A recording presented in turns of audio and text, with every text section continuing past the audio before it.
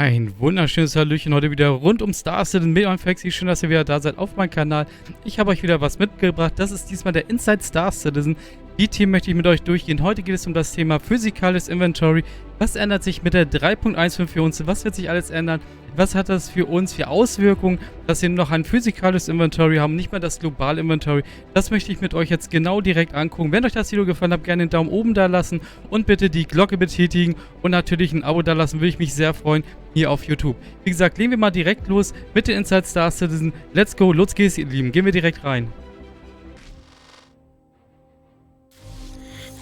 Me again. It's time for part 2 of Alpha 315 Changes Everything. This week the team Das ist der zweite Part für 3.15, was sich damit alles ändern wird, ihr Lieben. Der zweite Part. And personals into context with one another as they set the table for a truly physicalized universe coming down the line. Healing, we're introducing like the next big step towards Death of a Spaceman. Also der nächste große Step nach Death of the Spaceman bedeutet jetzt, was wir kommen als nächstes rein. Wie wir ja schon wissen, das wird das physikalische Inventory sein. Und hier sehen wir auch schon mal die UI. Lass uns das mal ein bisschen angucken. Wir sehen auf der rechten Seite zum Beispiel Grimhex, das wir uns auch nochmal genauer angucken. Und da haben wir zum Beispiel ein physikalisches Inventory, was wir vielleicht auf Grimhex haben und unseren Stauraum, wenn wir zum Beispiel auf dem Apartment sind. Und die Sachen, die können wir auch direkt benutzen und anziehen. Das heißt, wir haben nicht mehr dieses Global Inventory. Aber lass uns das mal weiter angucken. Aber hier sehen wir schon mal einen Teil der UI, wie sich das aufbaut zum Beispiel. Hier haben wir zum Beispiel auch einen Kanister, in den wir reingucken können. Und wir haben hier natürlich die Undersuits und die Rüstung, die wir hier sehen, die auf Grimhex haben, die wir dann auch direkt auf unseren Charakter oder, sag ich mal, auf unsere UI-Charakter direkt anwenden können, was wirklich schon sensationell gut aussieht. Das Design gefällt mir schon eigentlich sehr ordentlich. Introducing the first huge leap towards the physicalized inventory. This is really the biggest milestone for inventory in general.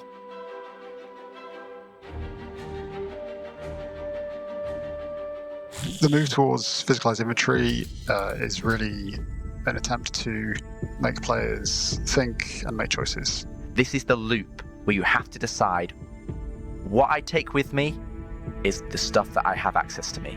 And those choices should be reflecting players' gameplay choices, their styles. Also hier geht es so ein bisschen darum, das ist natürlich wirklich eine wichtige Entscheidung, wo nehme ich was mit hin, wenn ich zum Beispiel auf eine Mission gehe oder wenn ich zum Beispiel irgendwo hinfliege, dass ich mal die richtigen Sachen dabei habe. Das heißt, ich muss wirklich überlegen für die Mission, dass ich die richtigen Sachen eingepackt habe, die richtige Rüstung, die richtige Bewaffnung, das richtige Inventory einfach dabei habe, damit ich meine Mission nachher auch wirklich gegebenenfalls durchführen kann, weil ich nicht mal dieses Global Inventory dabei haben werde. The restrictive manner will mean that you get emergent roles in the groups, people bringing all the healing with them.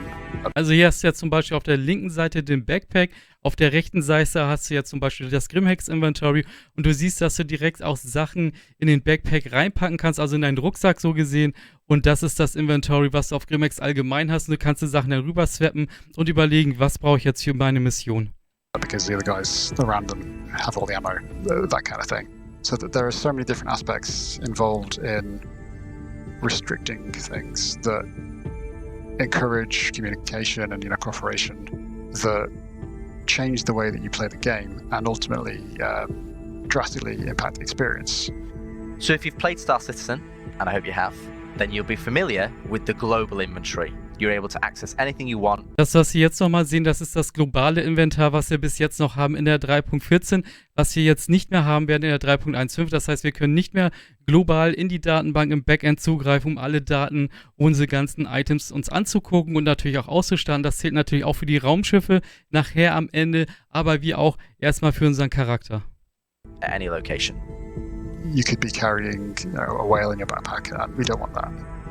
That is being nuked with prejudice. So from now on, you won't have access to the PMA. You will still have access to the VMA for all of your ships and your ship items and equipment, but anything related to your character will be in the local inventory. Local inventory is the largest space that you have access to. It's not infinite, but it will be the largest space that you have access to. And that is tied to what you'd imagine, the location that you're in. Also das geht dann auf die Location der Area, wo du dich gerade befindest. Da hast du dein lokales Inventar so gesehen, worauf du darauf zugreifen kannst, zum Beispiel eben gerade auf New Babbage. Die Sachen, die du auf New Babbage hast, die kannst du dann direkt auch benutzen, so gesehen, und auch verstauen, zum Beispiel in deinem Backpack, was wir vorhin auch schon gesehen hatten, ne? Take, for example, Port Olisar. Whilst I'm on the station, I can access Port Olisar and everything that I've stored within the location inventory. As soon as I leave the station and fly off, I can no longer access those items.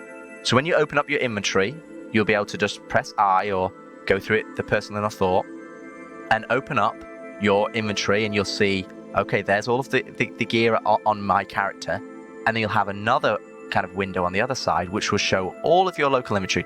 Du kannst auch direkt zum Beispiel von Grimhex vom Inventory, vom lokalen Inventory auch direkt die Sachen auch anziehen, was wir hier auch gerade sehen die UI, dass wir quasi unsere Rüstung haben. Wir haben hier zum Beispiel diese Points, diese Access Points, wo wir die Sachen ranheften kann und dann auch direkt mit unserer Rüstung verbunden ist, dass wir die Sachen auch nutzen können. Zum Beispiel Munition, Bewaffnung oder zum Beispiel, was wir hier sehen, die neue Madpan-Pistole, die wir auch schon hier drin sehen, die wir dann direkt ranheften können. Ist schon ganz geil auf jeden Fall. Wie gesagt, ich finde das sehr geil. Schreibt mal gerne in die Kommentare rein, wie findet ihr das neue Inventory-System, das Physikalische. Ich mag es sehr gerne und bin sehr fröhlich, dass jetzt CIG diesen Schritt gehen und dass wir wegkommen von diesem Global Inventory, weil viele haben sich daran gewöhnt. Ich kann mir auch vorstellen, dass der eine oder andere nicht glücklich darüber sein wird, über die Situation, die wir mit der 3.15 haben werden, aber ich persönlich freue mich sehr darauf. That's going to make you consider, what am I going to take with me from this location? It's also introducing the concept of, I want certain things in these locations, so I now have to move them there. I have to physically go there to put them in those locations. Da sieht man die Haltepunkte wieder, ne? Da sieht man wieder die Haltepunkte. Another local inventory, which you now set the very first time that you sign in, is your home location. That home residence has two purposes. One, it becomes your regeneration point, your default regeneration point, whether the hospital or the nearest Also sie reden jetzt gerade so ein bisschen darüber, die Homestation, die du hast zum Beispiel, wo du dein Krankenhaus, du dich gebunden hast mit deiner, sag ich mal, mit deiner DNA. Wenn du sterben solltest, kannst du dich ja da wieder neu klonen lassen. Und deine Homestation wirst du natürlich auch dein Equip alles haben, wo du deinen Hauptort hast, wo du zum Beispiel auch nachher später mit der 317 wird das reinkommen, mit deinen ganzen Hangarflares und was du alles da haben willst, was du alles aufbauen kannst. Ist einfach dein Zuhause nachher, deine Homestation, wo du auch am Krankenhaus gebunden bist und wo du natürlich auch dein Hauptteil vom Equip oder auch vom Hangarflare nachher haben wirst. Hospital nearby. And the other thing is that it becomes your default home location for all of your gear, equipment, genau, das ganze subscriber Gear-Equipment wird da flares, sein, richtig. vehicles, everything that you own Und auch deine ganzen will be Fahrzeuge deposited natürlich at this auch. location. So we've touched on the largest scale inventory that we have, the location inventory. The next one down is a vehicle inventory. Das nächste, was wir jetzt bekommen werden, worüber wir gerade gesprochen haben, das war das lokale Inventory, zum Beispiel auf den ganzen Planeten, in den Städten so gesehen. Und jetzt gehen wir zum nächsten Schritt und das wird das Vehicle Inventory sein. And that marries an inventory container with a ship interior. In the same way that you have to be a location in order to access your location inventory. Wie wir auch jetzt wieder sehen, sind wir jetzt wieder auf New Babbage hier. Diesbezüglich, jetzt können wir umladen von New Babbage, also mit den Items, die können wir rüberschieben zur Argo MPUV Schiff. Das heißt, wir können direkt umladen von New Babbage zur Argo. Ich finde das sehr geil. Ich mag das sehr gerne, das System. Es sieht sehr gut aus und es ist wirklich nicht so, ich muss alles von A nach B mit der Hand schleppen und schlepp stundenlang. Ich finde das sehr geil. Mir gefällt das sehr cool, dass du die Sachen rüber droppen kannst. So gesehen haben wir so ein Mischding. Wir haben einmal lokal und können das dann umladen in unser Raumschiff, was wir dann für die Mission benötigen. Finde ich sehr cool. Mag ich sehr gerne, das System. You have to be inside your ship to access your vehicle inventory.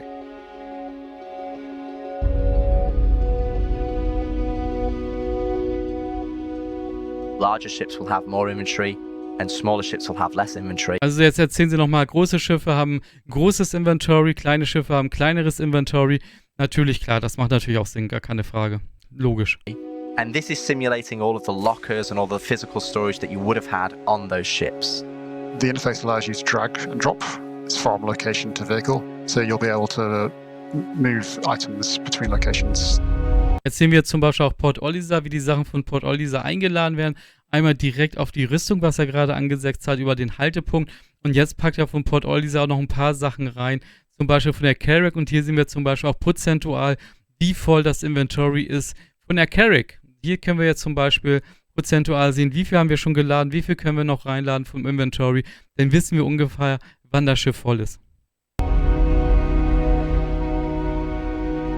The next inventory scale down is external inventory, and that's any inventory container that you interact with that's basically in a box. Also das nächste, was wir dann reinbekommen werden, ist natürlich auch die Sachen in die Box reinpacken. Das bedeutet, wenn wir Magazine haben, zum Beispiel hier bei der Gladius, was natürlich sehr geil ist. Denkt daran, die Gladius halt Goldstandards, die Saber kommt hinterher, dass wir dann wirklich auch kleine Staufächer haben, wo wir zum Beispiel mal eine Waffe verstauen können in der Gladius oder zum Beispiel auch Magazine verstauen können oder dass wir zum Beispiel andere kleine Boxen haben oder andere kleine, sag ich mal, Verstauungsmöglichkeiten, wo wir Sachen hinterlegen können. It can be on a ship, or it can be a crate out in the world, or it can be a loot box. It can be anything.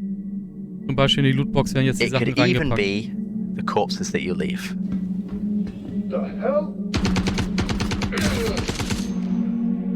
When you kill someone, the amount of flesh and bones that they leave behind is Es kommt das System, dass wir zum Beispiel auch direkt, wenn wir zum Beispiel jetzt auf Carrier Security Output sind, dann können wir zum Beispiel auch Piraten abschießen. Die können natürlich auch looten. Zum Beispiel können die Klamotten ausziehen. Wir können so gesehen sein ganzes Equipment, wir können ihn sehr nackig machen. Seine Waffe, alles was er hat, auch bei einem Currywurst Pommes am Start hat, die können wir so gesehen ihn auch wegnehmen und dann können wir erstmal mampfen. Die Spaß beiseite. Ihr wisst, was ich meine. All-Loot soll ja kommen. Schreibt mal eure Meinung rein. Was haltet ihr von All-Loot-System jetzt schon in Star Citizen? Meines Erachtens sollten sie sich was überlegen, dass es vielleicht irgendwas gibt. Nicht so ein direktes All-Loot, dass man alles zum Beispiel rausklauen kann. Vielleicht irgendwie einen kleinen Behälter, wo du vielleicht 5 Items reinpacken kannst, die vielleicht sicher sind vor den All-Loot-Systemen. Könnt ihr mal gerne eure Meinung reinschreiben. Was haltet ihr von den All-Loot-Systemen in Star Citizen? Ob man das ja noch ein bisschen umbauen könnte.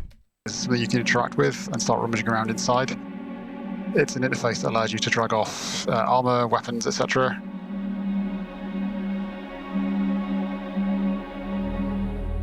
So finally, the smallest form of inventory is personal inventory, and that's anything that has an inventory container attached to it that you can wear. So whether that's trousers and jacket, there'll be a corresponding UI container for your jacket pockets, for your trouser pockets, etc.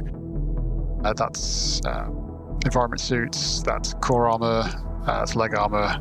And backpacks now are separated from cores, so you can choose which armor you prefer based on the choices that you want, and then you'll be able to associate a different backpack to the armor. Light goes with light, medium can have medium and light, and heavy can have heavy, medium and light.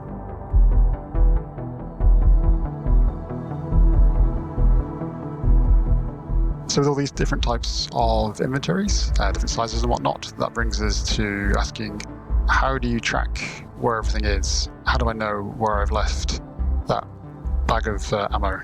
That brings us to... Also es gibt auch verschiedene Größen vom Backpack oder vom Inventar, von den Rüstungsgegenständen. Kommt davon, was du für eine Rüstung trägst, wie viel du ranmachen kannst. Zum Beispiel Light kannst du natürlich nicht so viel ranmachen wie bei Medium, bei Heavy. So gesehen haben auch die Rüstung ein bestimmtes System, Verstärkungssystem, wie viel du dazu laden kannst. Und das zählt natürlich auch für den Backpack. Wenn du einen Rucksack hast, kannst du auch eine unterschiedliche Füllmenge nur haben. Kommt drauf an, was du für einen Backpack hast, wie viel da reinpasst. Also da gibt es auf jeden Fall auch Unterschiede. Knickknacks, which is a new mobile app that we're introducing alongside inventory.